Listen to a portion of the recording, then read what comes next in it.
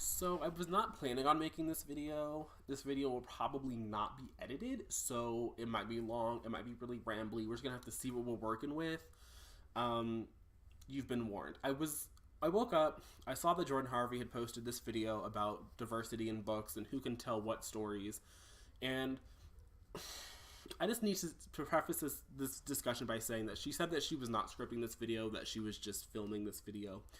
And I just want to say that no matter how many times in 18 minutes you acknowledge the fact that you're speaking from a place of privilege, it doesn't absolve any of the privileged things you're saying, especially when you leave them in the video and you ask your 22,000 subscribers to come to you to give you their perspective when you, as this person, had time.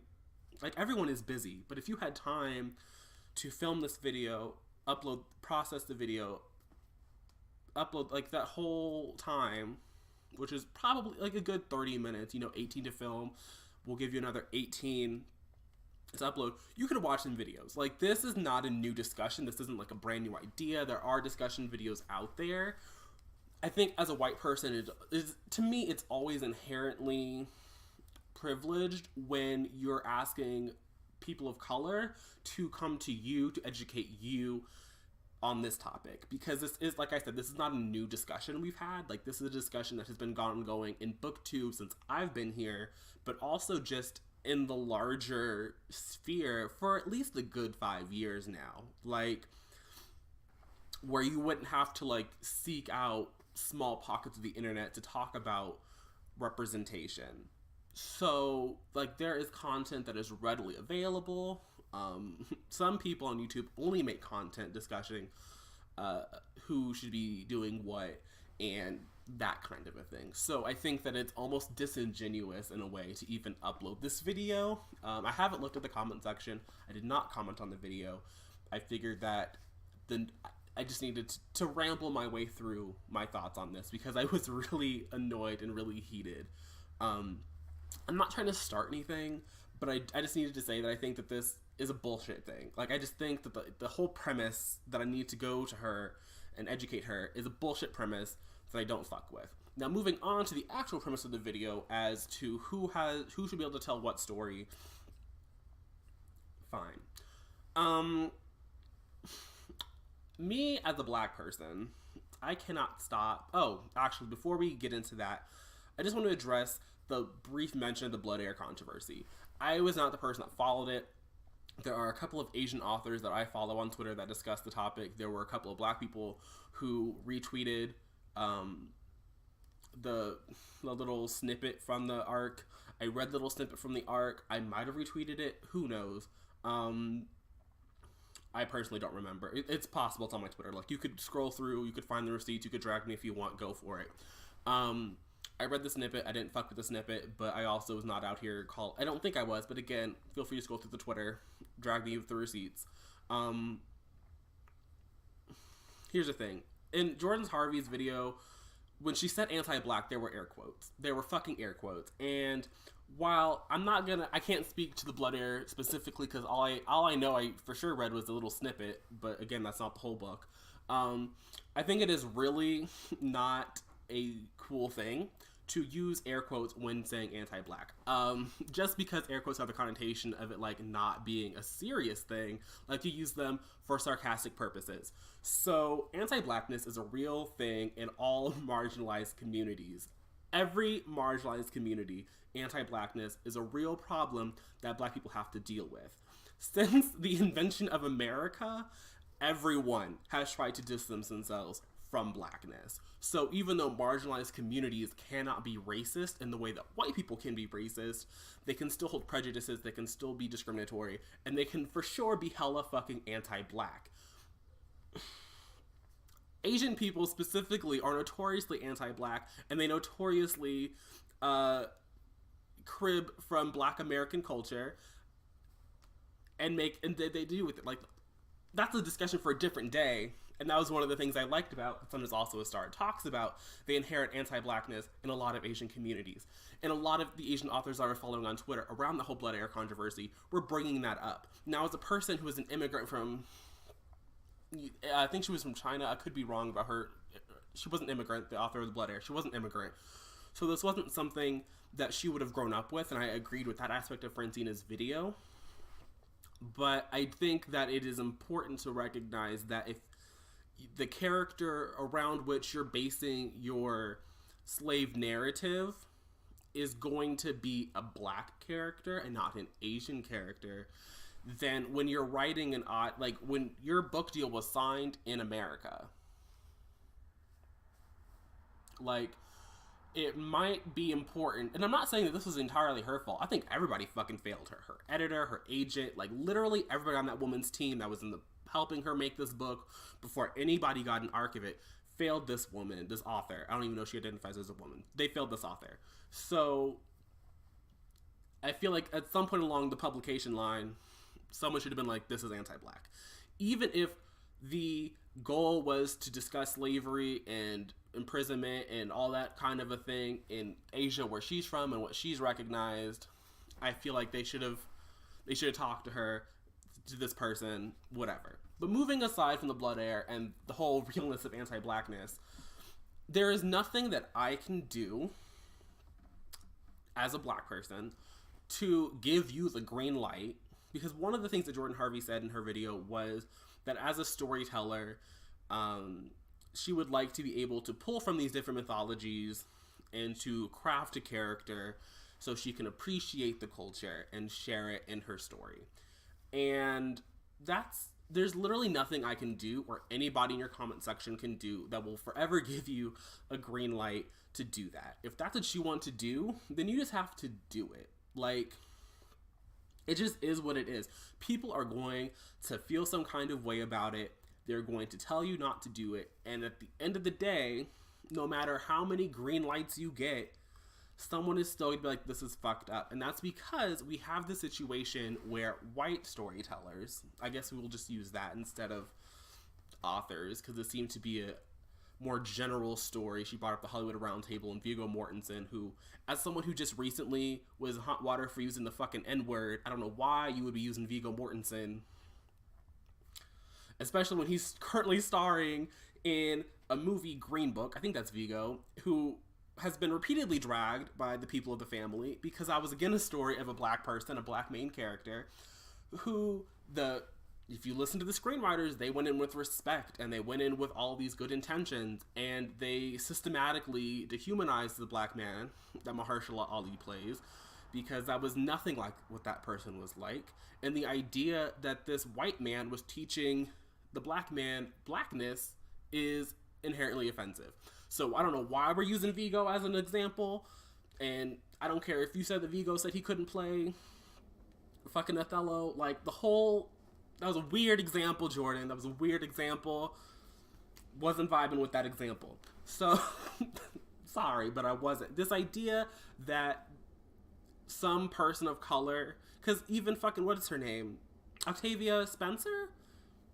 She was involved with that movie. So, like, this idea that a black person can give white people this blanket green light to tell these stories about black people or about Latinx people, giving white people Latinx stories, although you can be a white Latinx person, or an Asian person giving permission for this white person to tell this Asian story. Like, that's just not ever going to be something that across broad strokes of the marginalized community people are going to fuck with. Like, there was always going to be pushback if you are a white person operating in a marginalized space. And that is because we have seen that there aren't a lot of marginalized people in publishing or in the storytelling game. And two, these white narratives are always hyped more than the marginalized narratives. And I say this because if you watch my Hypervisibility of Queer Men video, you will notice that all of the books we talk about that are hyped up about being queer rep, with the exception of Aristotle and Dante. That is a super hyped queer book, super hyped, won't take away from the marginalized nature of the author. But they're all written by white people, usually white women, and they're usually consumed by young white women. Like, these are not queer narratives crafted with the intention of reaching a queer audience, let alone a queer person of color audience. The only person I can think of that has written a queer love story targeted at queer people is This Is Kind of an Epic Love Story. And I shit on this book when I read it, and the farther I get from it and the more I have these conversations about this, I regret it, because that book is not as bad as I said it was, and it was actually it was good, and it was a queer author. It was I think they were non-binary, and they wrote it for other queer people of color. Like, white people were not there. They were not there in their thoughts. And so you have the situation where white people not only want whiteness, but they want to take oppression, and they would just want it. They just want it so bad. And that's where the issue is, I think, for a lot of people in marginalized communities. It's not just that you want to be able to tell your own stories, but there's this sense of, like, I should be able to tell your story too. Like, I should be able to do all kinds of research and tell your story, even though historically and still ongoing, like, this isn't like a problem that has gone away. Like, we have super hyped Black titles like Children, Blood and Bone. Black Leopard, Red Wolf is over there right now. We have hyped Black titles. I don't pay attention to the Asian market, so there could be... I don't have it anymore. But Dragon Pearl by Yoon Ha Lee was pretty hyped. I've seen The Weight of Our Sky get around a lot. I mean, this one's also starred as Black, and she married an Asian man, I think. But, anyway, like, we have some hyped Black titles. We have some hyped Asian titles. The Latinx market, I don't know. I read Adam Silvera, but I don't know if he gets hyped over there. I don't know.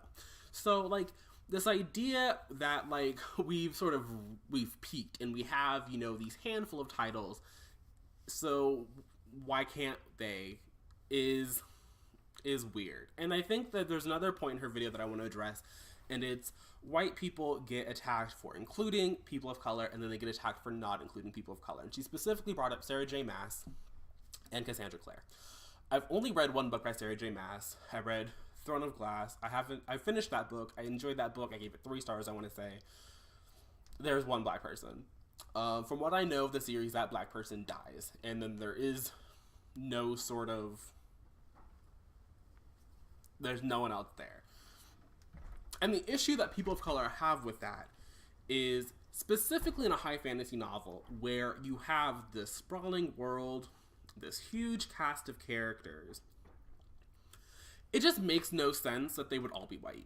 Like, if you just look at the history of our civilizations on the planet Earth, there has never in the history of humanity been, like, no diversity. People of color have literally always existed.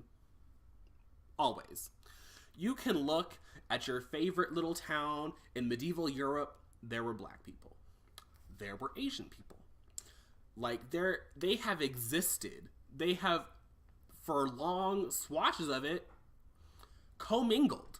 Like, so this idea and this fantasy that only white people exist and they only interact with other white people...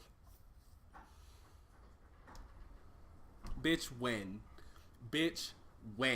And you can't play it up as, oh, we're being historically accurate, even in these historical novels, because you're not being historically accurate, because people of color have always existed in these spaces. And so the issue that we have with white people not including diversity in these titles is more that you're perpetuating this idea that whiteness has, like, always existed in this pristine white space that has never been touched by people of color, and that is simply not accurate.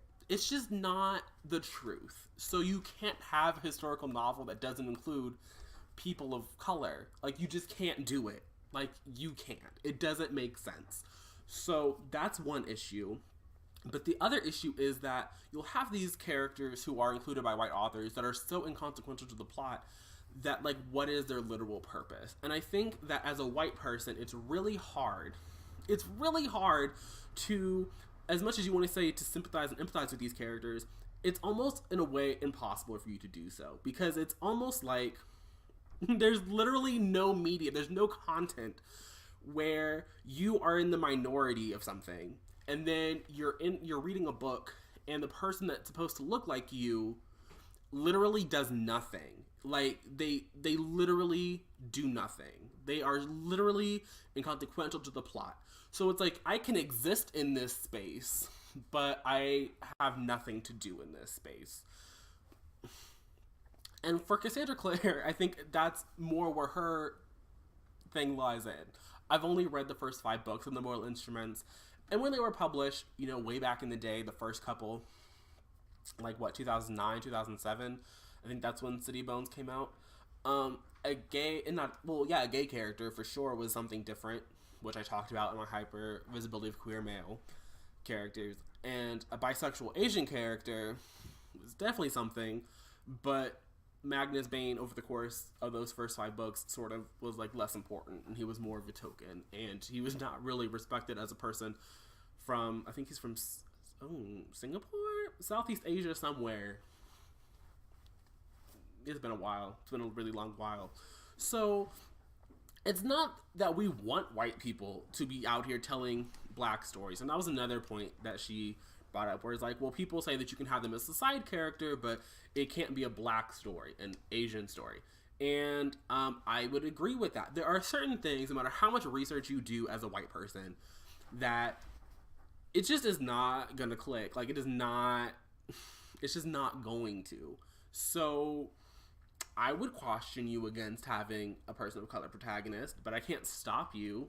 Like, that's what it is. Like, at some point, this whole, like, I'm gonna hide behind white fragility has to go. Like, if you are going to be the person that wants to tell a story about a black kid and being oppressed because of their blackness, you can write that story as a white person. I don't think any black person is going to cheer you on. But there probably will be. There probably will be. Because, you know, black people are not a monolith. We're not. So you'll have some black support in your whiteness telling the story of oppression. But I just want to say that there's only so much research you can do, and I don't think any of it is going to be as good as actual lived experience if you're writing a story about a black person specifically oppressed because of their blackness. So I've rambled long enough. I've almost reached the 18-minute mark. So I'm just going to stop here. If you want to sound off in the comments below, go for it. If you want... Oh, that's another thing, actually, before I leave. At the end of the video, she talked about cancel culture. And this whole, like, anti-cancel culture thing has always rubbed me as people who don't appreciate the fact that marginalized communities finally have a voice and are having an impact. Obviously, there are moments in cancel culture where not everybody is, read the correct information, that people are acting off assumptions, and, like, that's not cool. But this idea that, like, marginalized communities should not be able to voice their concerns, and when they finally have a platform and a vehicle to do so, bothers me. So that's the last thing I wanted to say. Feel free to drag me on Twitter. Feel free to drag me in the comments. That is all I have for this video. I'll see you again in a book talk. But until then, bye.